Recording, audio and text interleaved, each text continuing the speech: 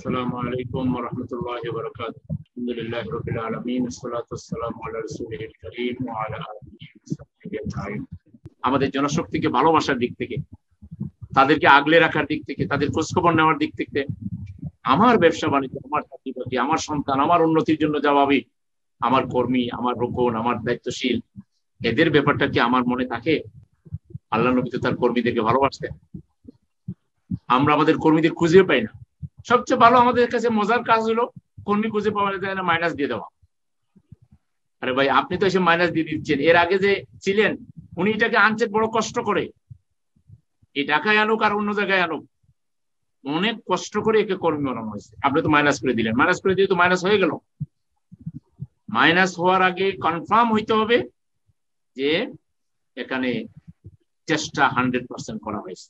এই জন্য আমি বহুদিন থেকে একটা ট্রিপস দিয়ে আসতেছি যে প্রত্যেক দায়িত্বশীল, শোরা, থানা আমির, সেক্রেটারি, জন দায়িত্বশীল, তারপরে আমাদের ওয়ার্ড সভাপতি, সেক্রেটারি, থানা শোরা, কর্ম সদস্যরা মিনিমাম 20 জনের একটা টিম গঠন করবেন, সহযোগী থেকে রুকন পর্যন্ত। এদেরকে নিয়ে সপ্তাহে সপ্তাহে বসবেন 3 ঘন্টা 2 ঘন্টা, এবং একটা প্ল্যান আগে করবেন যে এই প্রতি সপ্তাহে 2 ঘন্টা বা 3 ঘন্টা কিভাবে ব্যয় করবেন। কিছুক্ষণ কোরআন মাস্ক, কিছুক্ষণ আয়াত মুখস্থ, কিছুক্ষণ হাদিস মুখস্থ, কিছুক্ষণ দার্শনিক করা, কিছুক্ষণ বই পাঠ করা, কিছুক্ষণ বক্তৃতা শোনা, কিছুক্ষণ গান শোনা, কিছু খাওয়া দাওয়া করা। একটা প্রাণবন্ত প্রোগ্রাম।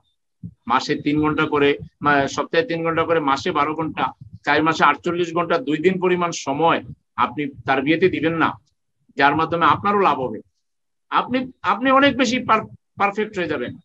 আপনার পুরাতন জিনিসগুলো অনেক রিভাইজ হয়ে যাবে, রিভিউ হয়ে যাবে। তাহলে কেন পারবো না? আমি শপথ নিলাম যে জান প্রাণ দিয়ে সংগঠনের জন্য কাজ করব। আমি আমার ব্যক্তি এবং ব্যক্তিত্বের চাইতে সংগঠনের প্রয়োজন এবং সংগঠনের ডিমান্ডকে আমি পূরণ করব। আর এখন 20টা লোককে নার্সিং করব সপ্তাহে সপ্তাহে, একবার ফিজিক্যালি, আরেকবার দরকার হলে অনলাইনে, কিংবা তাদেরকে বলবো রিপোর্টটা ছবি তুলে পাঠাই দাও, আর ভয়েস মেসেজ দিয়ে আমি একটু পরামর্শ দিয়ে দিব। এই আধুনিক যুগে যেখানে কাজ অনেক সোজা হয়ে গেছে, তাও আমি কেন পারবো না?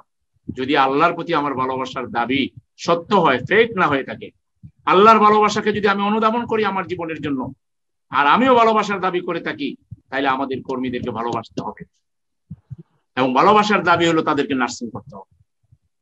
এরকম নার্সিং করলে কেন আমাদের দ্বারা 4-5 জন রোকন প্রার্থী হবে না বিগত পরবর্তী 3-3.5 মাসে? কেন 20 জন ভালো কর্মী তৈরি হবে না? আর এটা যদি আমরা না পারি, তাহলে শোরা সদস্য হিসেবে আমাদের পারফরমেন্সটা থাকে কোথায়?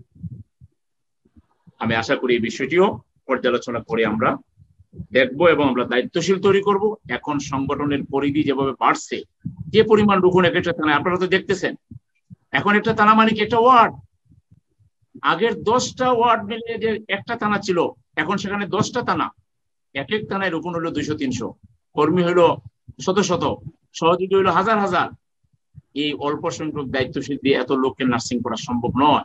এই জন্য 20 জন করে টার্গেট নিলে, আমরা যদি এভাবে করি, আমাদের অন্য দায়িত্বশীলরা করবে, তাতে দেখা যাবে নিষ্ক্রিয় লোক আর থাকবে না, এবং দায়িত্বশীল তৈরি হবে, কর্মী তৈরি হবে, রোকন তৈরি হবে, সহযোগীরা কাজ পাবে, সহযোগীরা এগিয়ে আসবে।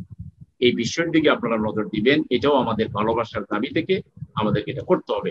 সর্বোপরি আমাদের সাংগঠনিক মজবুতি এবং সাংগঠনিক শৃঙ্খলা এবং আমাদের পারফরমেন্সকে আরো বেগবান করতে হবে, আরো শক্তিশালী করতে হবে।